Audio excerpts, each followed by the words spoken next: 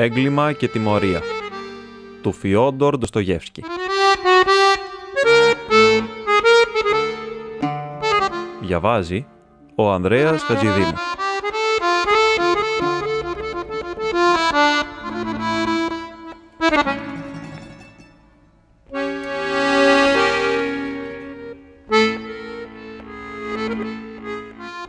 Μέρος 4, κεφάλαιο 6. Αργότερο ο Ρασκόλνικοφ να πως ξανά φέρε στο μυαλό του αυτή τη σκηνή. Ο θόρυβος που ακούστηκε πίσω από την πόρτα έγινε ακόμα πιο δυνατός και ξαφνικά η πόρτα μισάνοιξε. «Τι συμβαίνει?» ρώτησε θυμωμένος ο Πορφυρής Πετρόβιτς. «Νομίζω πως σας είχα πει». Στην αρχή δεν το απάντησε κανείς. Ήταν όμως φανερό ότι πίσω από την πόρτα βρίσκονταν πολλοί άνθρωποι που φαίνονταν σαν να έσπροχναν κάποιον. «Τι συμβαίνει λοιπόν?» ξαναρώτησε ανήσυχα ο Πορφυρής Πετρόβιτς. «Έφεραν τον κατηγορούμενο Νικολάη», είπε μια φωνή. «Δεν το χρειάζομαι, να φύγετε, να περιμένουν». «Γιατί το κουβάλισαν εδώ? Τι αταξία είναι αυτή?» ούρλιαξε ο Πορφυρής τρέχοντας κατά την πόρτα. «Γιατί αυτός?» ξανάπε η φωνή και σταμάτησε απότομα. Για μια στιγμή έγινε μια αληθινή πάλι απ' έξω και έπειτα σαν κάποιος να άσπροχνε με όλη του την δύναμη έναν άλλον και το αποτέλεσμα ήταν να μπει μέσα ένα άτομο πολύ χλωμό και να τραβήξει ολόησια προς το γραφείο του Πορφυρή Πετρόβιτς. Αυτός ο άνθρωπος με την πρώτη ματιά είχε μια όψη πολύ παράξενη. Κοίταζε ολόησια μπρος του, αλλά φαινόταν σαν να μην βλέπει κανέναν.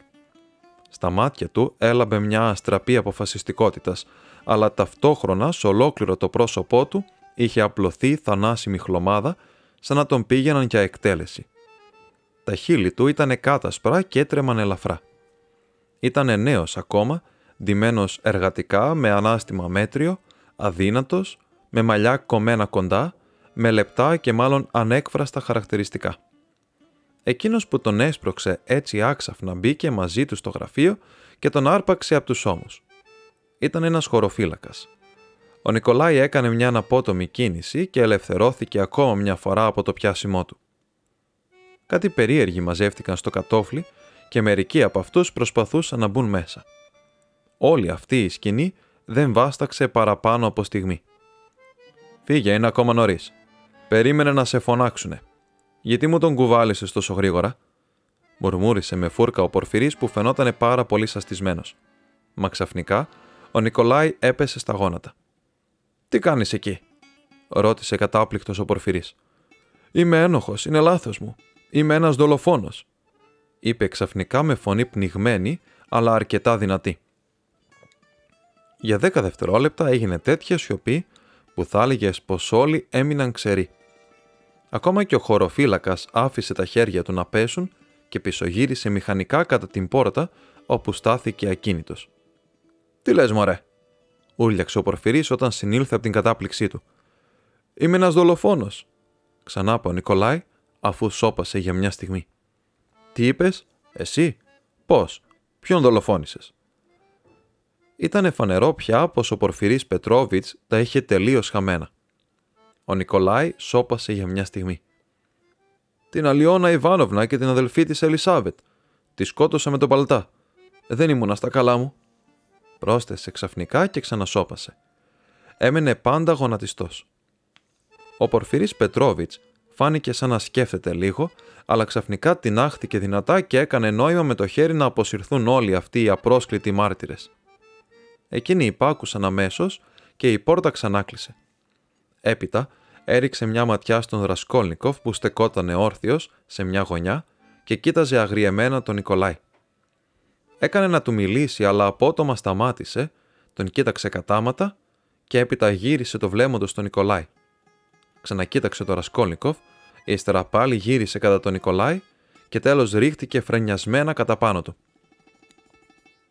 «Γιατί μου λες από τώρα κιόλας πως τα είχες χαμένα?» φώναξε σχεδόν με μίσος.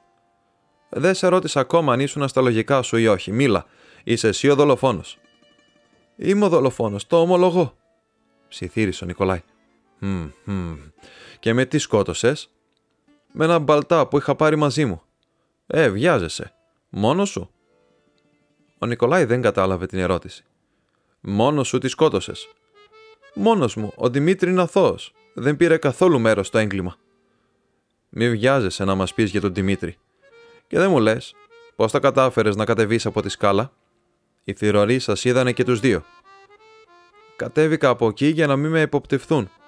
Ύστερα έτρεξα πίσω από τον Δημήτρη. Απάντησε ο Νικολάη προετοιμασμένος για όλα και σαν να ήθελε να τελειώνει το γρηγορότερο. Ώστε έτσι, φώναξε ο Πορφυρής οργισμένα. Λέει το μάθημα που του μάθαν. Μούγκρισε ύστερα μονολογώντας και αμέσως έπειτα έπεσαν τα μάτια του στο Ρασκόλνικοφ. Ο Νικολάη είχε τραβήξει τόσο πολύ την προσοχή του, ώστε για μια στιγμή ξέχασε ολότελα την παρουσία του Ρασκόλνικοφ. Τον θυμήθηκε ξαφνικά και φάνηκε μάλιστα σαν να τάχασε. «Αγαπητέ μου Ροντιόν Ρωμάνοβιτς, να με συγχωρείτε», είπε κάνοντας με το κεφάλι μια κίνηση. «Δεν μπορείτε να μείνετε εδώ, σας παρακαλώ. Δεν έχετε πια εδώ καμιά δουλειά. Κι εγώ ο ίδιος, καθώς βλέπετε. Τι έκπληξη, σας παρακαλώ». Και πιάνοντας τον από το μπράτσο, του έδειξε την πόρτα. «Φαίνεται πως δεν το περιμένατε αυτό», είπε ο Ρασκόλνικοφ, που φυσικά δεν καταλάβαινε τίποτα ακόμα, αλλά είχε ξαναβρει το θάρρος του. «Μα ούτε κι εσείς θα το περιμένατε. Για ειδέστε πως τρέμει το χέρι σας. Και εσείς τρέμετε, Πορφυρή Πετρόβιτς». «Ναι, κι εγώ τρέμω, δεν το περίμενα». Είχαν φτάσει κοντά στη πόρτα. Ο Πορφυρής Πετρόβιτς δεν έβλεπε την ώρα να ειδεί τον Ρασκόλνικοφ να φεύγει. «Λοιπόν, δεν θα μου δείξετε εκείνη τη μικρή σας εκπληξούλα?» ρώτησε ξαφνικά ο Ρασκόλνικοφ. «Αστειευόσαστε. Ενώ τα δόντια σας χτυπούν ακόμα, Δεν σας λείπει η ηρωνία. Άντε, au revoir. Μάλλον αντίο θα έπρεπε να πούμε». «Όπως τελείσει ο Θεός, όπως τελείσει ο Θεός», μουρμούρισε χαμογελώντας βεβαιασμένα. Καθώς περνούσε μέσα από τα γραφεία ο Ρασκόλνικοφ, πρόσεξε πως όλοι τον κοίταζαν καλά-καλά. Στον προθάλαμο πρόλαβε να αναγνωρίσει ανάμεσα στο πλήθος εκείνο τους δύο θηρορούς του σπιτιού που τους πρότεινε να πάνε μαζί του στο τμήμα. Στέκονταν όρθιοι και φαίνονταν σαν να περιμένουν κάτι.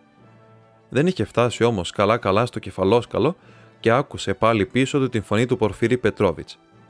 Γύρισε και είδε τον ανακριτή που τον έφτασε λαχανιάζοντας. «Ακόμα μια λεξούλα, Ροντιόν Ρωμάνοβιτς. Για όλα αυτά, ας γίνει ό,τι θέλει ο Θεός. Πάντως για τον τύπο θα έχω ακόμα μερικές ερωτήσεις να σας υποβάλω. Λοιπόν, θα ξαναειδωθούμε πάλι, οπωσδήποτε». Στάθηκε μπροστά του χαμογελαστός. «Οπωσδήποτε», είπε ακόμα μια φορά, θα έλεγε κανείς πως ήθελε να προσθέσει και κάτι άλλο, αλλά δεν είπε τίποτα. «Και εσείς, Πορφυρή Πετρόβιτς, να με συγχωρείτε για τη στάση μου, παραφέρθηκα», είπε ο Ρασκόλνικοφ, που είχε ξαναβρει πια όλη του την ψυχραιμία και ένιωθε επιτακτικά την ανάγκη να πάρει πόζα. «Δεν πειράζει, δεν πειράζει», απάντησε ο Πορφυρής πρόσχαρα σχεδόν. «Κι εγώ παραφέρθηκα. Έχω έναν χαρακτήρα φαρμακερό, το ομολογώ. Αλλά θα ξαναειδωθούμε. Αν θέλει ο Θεός, θα ξανασυναντηθούμε πολλές φορές ακόμα. Κι έτσι πια θα γνωριστούμε κατά βάθος», συμπλήρωσε ο Ρασκόλνικοφ. «Κατά βάθος», συμφώνησε ο Πορφυρής Πετρόβιτς, που αν και του κλείνε το μάτι, τον κοίταζε πολύ σοβαρά. «Πάτε τώρα σε κάτι γενέθλια που σας έχουν τραπέζι, αν δεν κάνω λάθος». Σε τραπέζι κηδείας. «Α, ναι, αλήθεια, κηδείας. Προσέξτε την υγεία σας. Η υγεία βλέπετε». «Όσο για μένα, δεν ξέρω τι να σας ευχηθώ», απάντησε ο Ρασκόλνικοφ, κατεβαίνοντας την σκάλα. «Θα σας ευχόμουνα καμιά μεγάλη επιτυχία, αλλά το βλέπετε και μόνο σας πόσο γελίο είναι το επάγγελμα που κάνετε». «Γιατί γελίο?» ρώτησε στυλώνοντας τα αυτιά του ο Πορφυρής Πετρόβιτς, που είχε κιόλας γυρίσει την πλάτη του. Τώρα, αυτό το φουκαρά τον Νικολάη. Σίγουρα τον καταβασανίσατε και τον ξεσκίσατε. Ψυχολογικά εννοώ, κατά τη μέθοδό σας, ώσπου να ομολογήσει.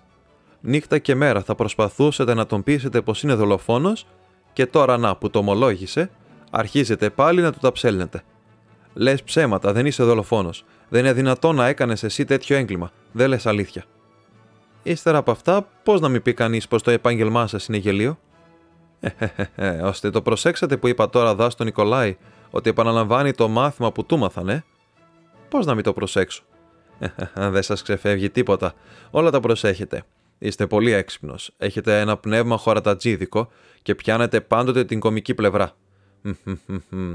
Λένε πως ανάμεσα σε όλους τους συγγραφείς μας, εκείνος που είχε αυτή την ικανότητα στο μεγαλύτερο βαθμό ήταν ο Γκογκόλ. Ναι, ο Γκογκόλ. Έτσι λοιπόν, ο Γκογκόλ. Au revoir λοιπόν. Ο Ρασκόλνικοφ γύρισε κατευθείαν στο δωμάτιό του. Ήτανε τόσο κουρασμένος και τόσο εξουθενωμένος που μόλις μπήκε μέσα ρίχτηκε στο τιβάνι και έμεινε έτσι ξαπλωμένος κάμποση ώρα, προσπαθώντας να ξεκουραστεί και να βάλει σε κάποια τάξη τις σκέψεις του. Ούτε καν προσπάθησε να δώσει μια εξήγηση στη συμπεριφορά του Νικολάη. Είχε μείνει κατάπληκτος. Ένιωθε πως πίσω από την ομολογία του κρυβότανε κάτι το ανεξήγητο, το εκπληκτικό, που δεν μπορούσε τώρα να το καταλάβει. Οι συνέπειές της όμως παρουσιάστηκαν μπροστά του ξεκάθαρα. Η ψεύτικη ομολογία του Νικολάη θα ξεσκεπαζότανε οπωσδήποτε και τότε θα ρίχνονταν και πάλι κατά πάνω του. Στο μεταξύ όμως θα ήταν ελεύθερος και έπρεπε να κάνει κάτι γιατί κινδύνευε άμεσα. Αλλά ως ποιο σημείο κινδύνευε? Η κατάσταση άρχισε να ξεκαθαρίζει. Ξαναφέρνοντας το νου του σε χοντρές γραμμές όλη τη σκηνή με τον Πορφυρή, ανατρίχιασε πάλι άθελά του από τρόμο. Βέβαια, δεν μπορούσε να καταλάβει όλες τις προθέσεις του, όλους τους υπολογισμούς του. Ωστόσο, ανακάλυψε κατά μεγάλο μέρος το παιχνίδι του και κανείς άλλος, εκτός από τον Ρασκόλνικοφ, δεν μπορούσε να ξέρει καλύτερα πόσο επικίνδυνο ήταν το παιχνίδι του ανακριτή. Λίγο ακόμα και θα προδεινότανε ολότελα, παρέχοντάς του χειροπιαστά τεκμήρια. Γνωρίζοντας την αρρωστημένη νευρικότητα του Ρασκόλνικοφ και διαπιστώνοντάς την με την πρώτη ματιά, έπαιζε σχεδόν στα σίγουρα, αν και το παρατράβηξε κάπως. Αναμφισβήτητα ο Ρασκόλνικοφ επιβάρυνε ως ένα ορισμένο σημείο την θέση του, αλλά τα πράγματα δεν έφτασαν ακόμα ως τις αποδείξεις και μονάχα εικασίες γίνονταν. Τα βλέπε όμως τούτη τη στιγμή σωστά τα πράγματα. Μήπως έκανε λάθος? Ποιο ακριβώς ήταν το συμπέρασμα όπου κατέληξε ο Πετρόβιτς σήμερα? Είχε προετοιμάσει πραγματικά για σήμερα κάτι? Και τι μπορεί να ήταν αυτό? Περίμενε στα αλήθεια κάτι ή όχι? Πώς θα είχαν χωριστεί αν δεν μεσολαβούσε αυτή η αναπάντηχη καταστροφή με την εμφάνιση του Νικολάη? Ο Πορφυρής φανέρωσε όλο του σχεδόν το παιχνίδι. Σίγουρα προχώρησε πάρα πολύ. Οπωσδήποτε όμως το έδειξε το παιχνίδι του.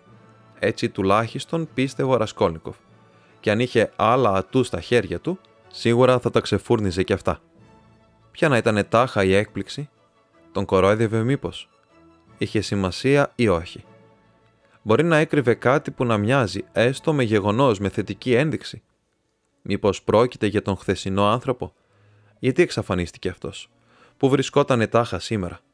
Γιατί αν ο Πορφυρής ήξερε τίποτα θετικό, αυτό θα είχε οπωσδήποτε σχέση με τον χθεσινό άνθρωπο. Καθόταν στο τιβάνι του σκυφτός, με τους αγκώνες ακουμπισμένους στα γόνατά του και με το πρόσωπο σκεπασμένο ανάμεσα στα δυο του χέρια. Ένα ρίγος νευρικό διέτρεχε ακόμα όλο το κορμί του. Τελικά σηκώθηκε, πήρε το κασκέτο του και αφού σκέφτηκε για λίγο τράβηξε κατά την πόρτα. Κάτι σαν προαίσθημα του έλεγε πως για σήμερα τουλάχιστον μπορούσε να θεωρεί τον εαυτό του εξασφαλισμένο σχεδόν. Ξαφνικά ένιωσε στην καρδιά του κάτι σαν χαρά. Ήθελε να πάει το γρηγορότερο στις Κατερίνας Ιβάνοβνας. Φυσικά ήταν πολύ αργά για την κηδεία, αλλά θα πρόφθαινε το δείπνο και σε λίγο θα ξανάβλεπε εκεί τη Σόνια. Κοντοστάθηκε, σκέφτηκε λίγο και φάνηκε στα χείλη του ένα θλιμμένο χαμόγελο. Σήμερα, έλεγε από μέσα του. Ναι, σήμερα κιόλας, πρέπει. Καθώς έκανε να ανοίξει την πόρτα, είδε πως ξαφνικά άνοιξε μόνη της. Ανατρίχιασε και τινάχτηκε προς τα πίσω.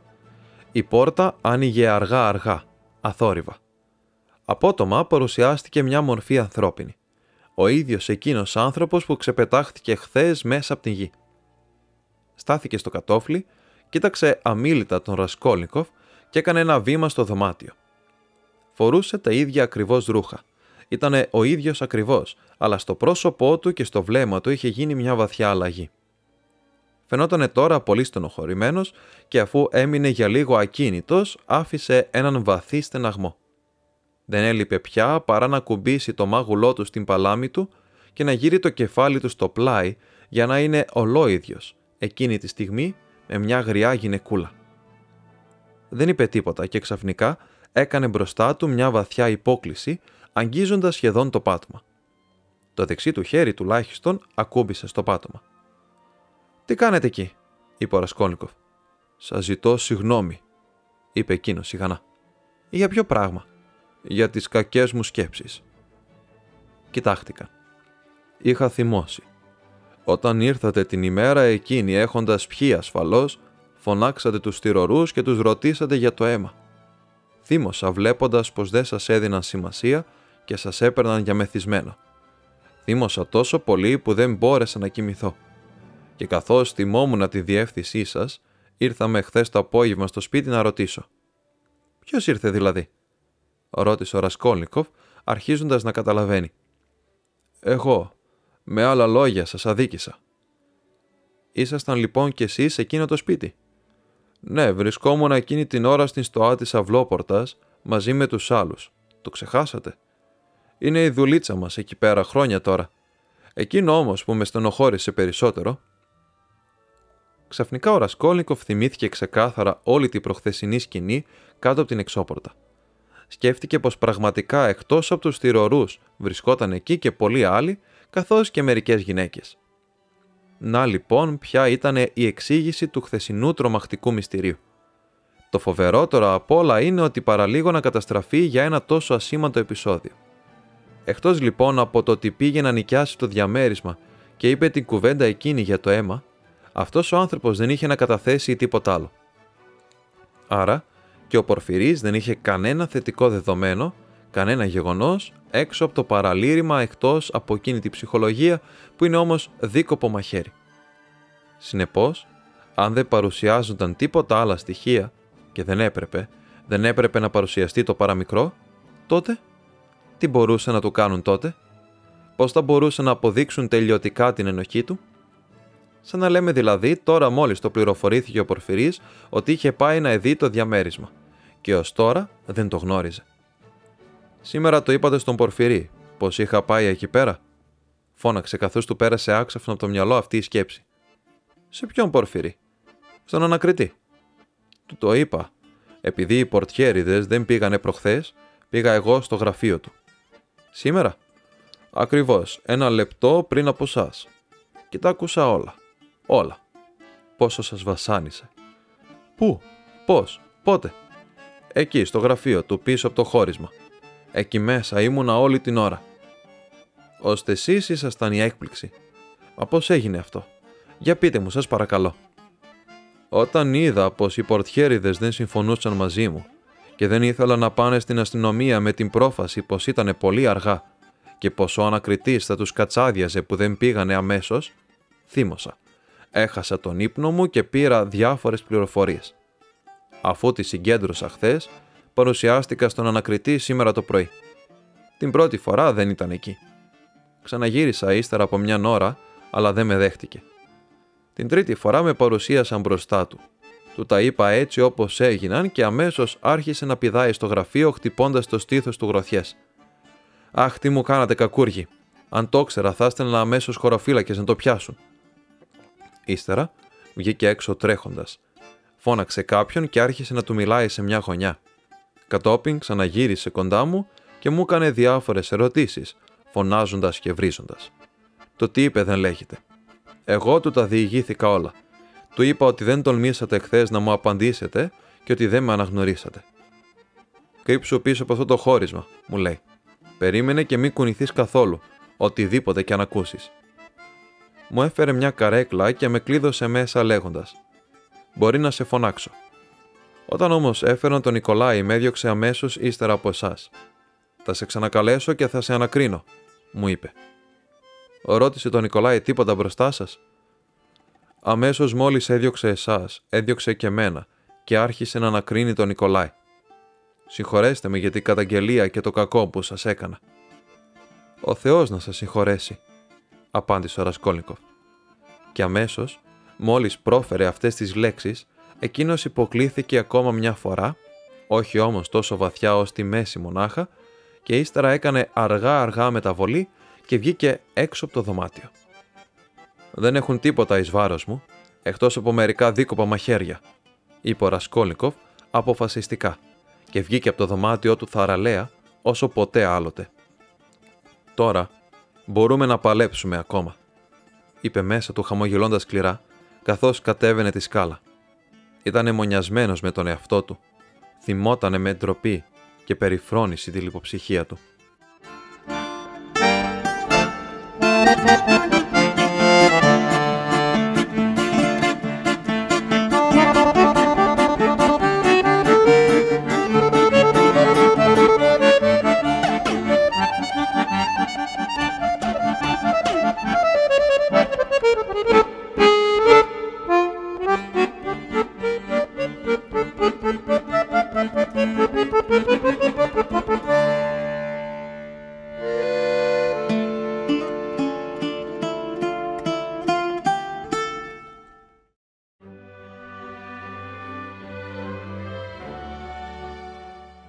Μόλις ακούσατε ένα ηχητικό βιβλίο που διάβασε ο Ανδρέας Χατζηδήμου.